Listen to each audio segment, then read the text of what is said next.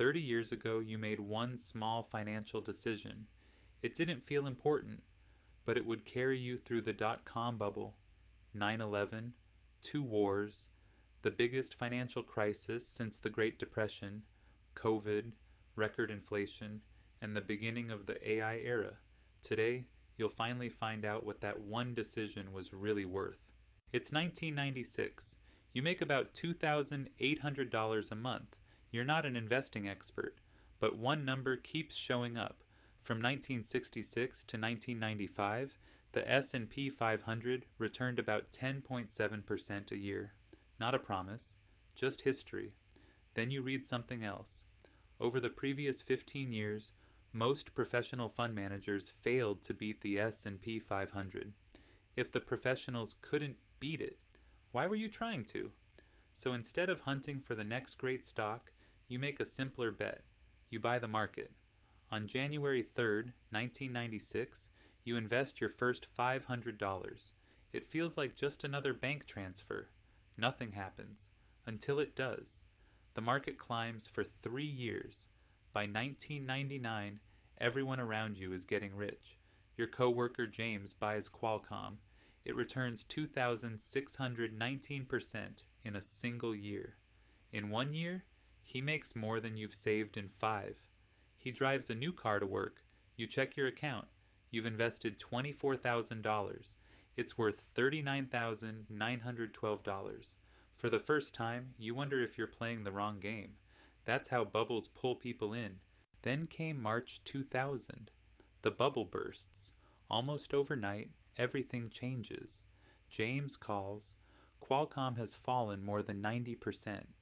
The stock market is a casino. I'm never going back. You don't argue. You just invest another $500, and the next month, you do it again. The market slowly recovers.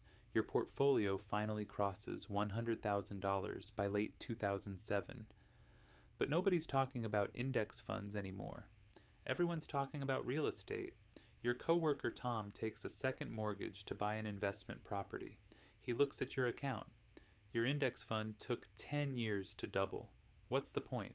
Honestly, at that moment, I don't think you had a good answer, because Tom looked right. Then the housing bubble bursts. The shock spreads through the entire financial system. Lehman Brothers collapses. Gone in a weekend. Your portfolio falls below what you've invested. It isn't the numbers that scare you. It's the headlines.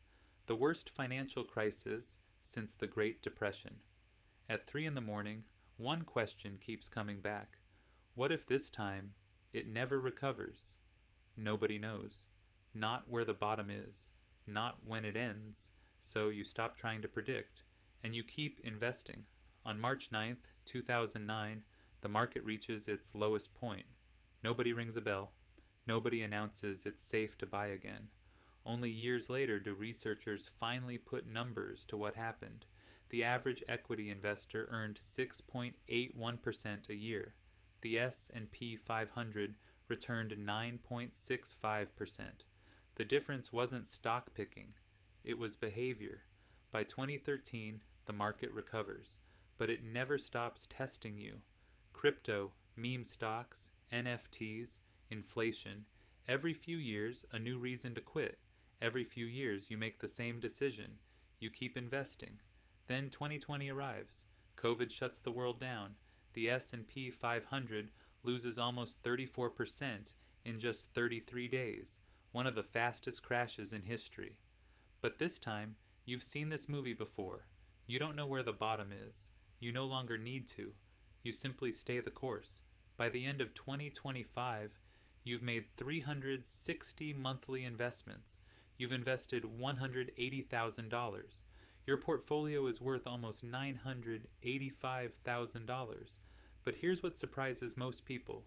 More than $800,000 didn't come from working harder. It came from staying invested. You never timed the market. You simply refused to quit.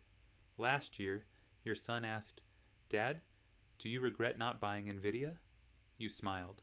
Back in 2016, nobody knew Nvidia would become today's Nvidia. You didn't buy Nvidia. You bought the market. Nvidia came with it. So did every other winner you never had to predict. Today, nobody knows what the next 30 years will look like, just like nobody knew 30 years ago. The future is still uncertain. It always will be. But that's never been the part you control. You only control today's decision. So, what decision will you make today that your future self will thank you for 30 years from now?